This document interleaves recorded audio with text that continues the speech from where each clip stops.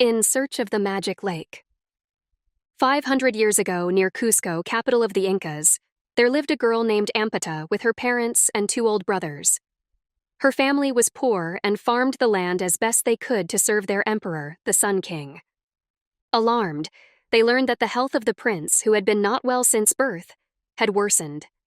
The Sun King feared for the very life of his only son. "Our only hope, sire," said the court magician, "is for your son to drink the water from the magic lake at the end of the earth.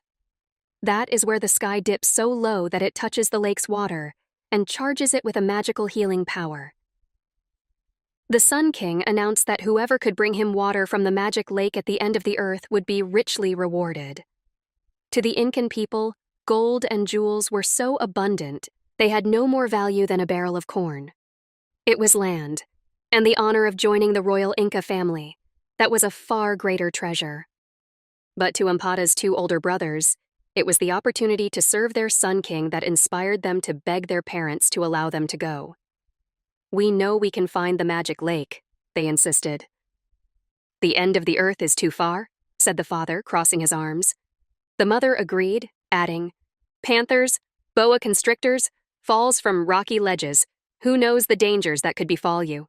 "But our prince will die without the water from the magic lake," they cried. "We must try." Eventually, the parents relented, and Ampata's brothers embarked on the journey. They traveled for months, trekking through endless mountain ranges, each time thinking the mountain they were climbing on must be the very last one on Earth, and beyond it, they would reach the magic lake. But this did not happen. One day, after climbing yet another mountain they had hoped was the last one on Earth, only to discover at its summit dozens more peaks in the distance, one of the brothers said, discouraged, "We're not going to find the magic lake." "I know," said the other, panting with exhaustion.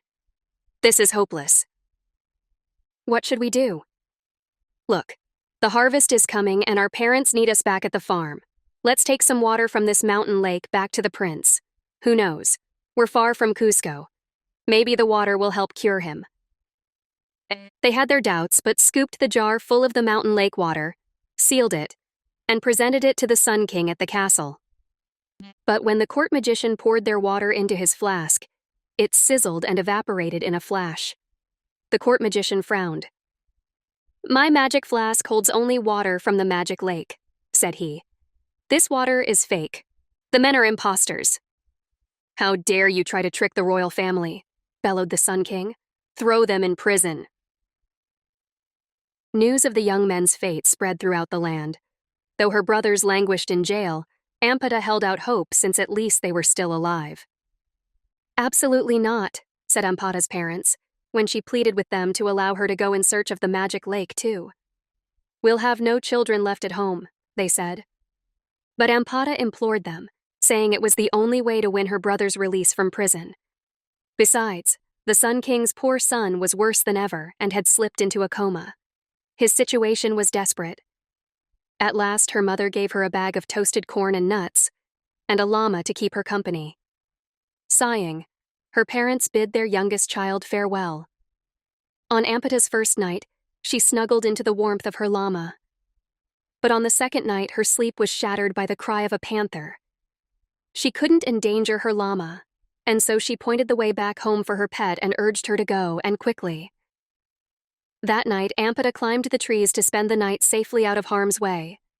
The crook of a tree trunk is hardly a comfortable bed, but sleeping in the trees can bring unexpected benefits. The next morning, Ampata watched, bemused, a pair of scarlet macaws circling overhead, those noisy, gorgeous, deep red parrots with white patches on their faces and splotches of blue and yellow on their wings. While she watched, she chewed some toasted corn and nuts, and when the macaws alighted on the next branch, she spread some treats for them too. "Quah, quah!" The macaws helped themselves to the treats. "What is a human girl doing in the trees?" said the other bird. "Quah!" These bright and engaging birds, more intelligent than most people realize, enjoy talking and interacting with others. Ampata told them her story, of the prince's mysterious sickness, her brother's failed attempt to save him, and her determination to find the magic lake. "You will never get there on your own," said one of the macaws. "Quah," The two birds bobbed their beaks and flew to the edge of the limb. After a few moments, one of them turned to her and said, "We enjoyed your tasty treats, and we know how to help you." The macaws rubbed their backs against one another in a kind of dance. After 3 feathers fell, they picked them up and flew to Amputa. Said one macaw, setting the feathers in her lap, "These 3 feathers have magic. Hold them together as a fan. They will take you wherever you want to go, and they will protect you from danger." She spread the 3 feathers and tied the bottom of the fan with a ribbon of wool from her hair. "I can never thank you enough," she said to the 2 macaws. Holding the fan before her, she said, "If you please, will you take me to the magic lake at the end of the earth?" As if she were a feather herself, Amputa was lifted far above the trees and whisked to the mountains. Thousands of feet below her, the snow-topped peaks of the Andes Mountains, the world's longest mountain range, raced by, and Amputa nervously clutched her fan. At last, she was lowered ever so gently onto the very last peak, and her feet alighted. There before her sparkled the magic lake. Indeed, where the sky touched the water in the magic lake fizzed and sparkled. Amputa knew she had reached the end of the earth. She tucked the fan into her braided waistband. Suddenly from the woods slithered a giant rattlesnake, many times larger than she. Shaking its rattle and flicking its long red tongue, it seemed to fly toward her. Horrified, Amputa snatched the fan up before her face and closed her eyes, knowing that if it did not protect her, she was doomed. A loud clump.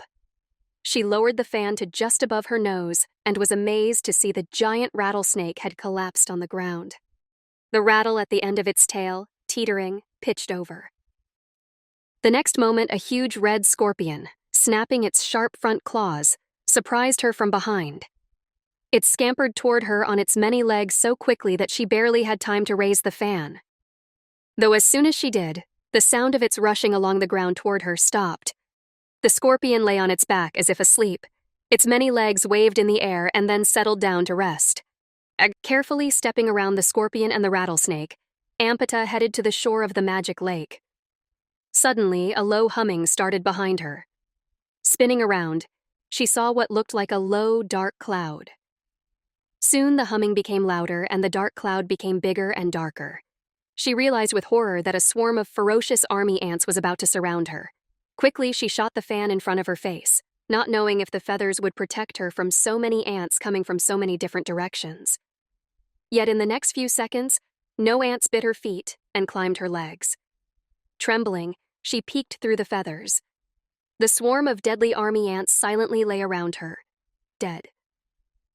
Amputa kept the fan in front of her face while she hurried to the magic lake and, with her other hand, dipped the jar into the magic waters.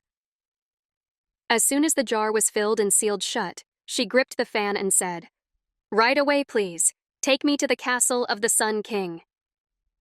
The next moment, she was facing the Sun King's castle and its walls of huge, interlocking cut stone. When she announced she had brought water from the magic lake, the girl was ushered upstairs to the sick prince's room.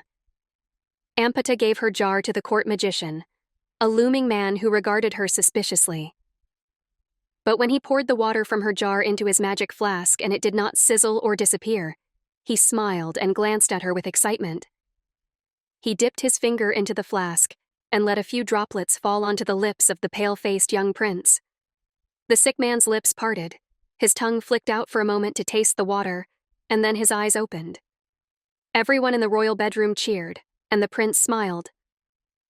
"Drink this, Your Highness," said the court magician, handing him the flask with Amputa's water from the magic lake. The prince took one long gulp and sat up. "I feel better," he said, and color rushed back to his cheeks. The Sun King was overjoyed. "You did it," he exclaimed to Amputa. "You brought back water from the magic lake." She relayed her adventures, and the Sun King was impressed. "You may live here and join the royal family," said he. "If you please, sir," said Amputa. "May I ask 3 favors instead?" "Of course, whatever you want." "First, would you release my 2 brothers from prison? I'm sure they are sorry for their mistake and would like nothing better than a second chance to serve you again." "Consider it done," said the Sun King. "What else?" "I'd like to return these 3 magic feathers to my friends, the scarlet macaws." Instantly, the fan pried itself free of her waistband, shot upward in the air, quickly spun around, and flew out an empty window. "It looks like that's taken care of too," smiled the Sun King. "What is your third wish?" "Would you grant my parents large flocks of llama, alpacas, and vicunas, and enough land to herd them so they will not be poor in their old age, and so my brothers and I can take care of them?" "My dear girl, I'll gladly grant this on one condition: that you promise to visit us often at the castle as our treasured friend, since you choose not to join the Incan royal family at this time." As it turns out, years later Amputa joined the royal family after all. From many visits with the prince, a close friendship deepened to love, and none were prouder and happier at their royal wedding than Amputa's parents and 2 older brothers.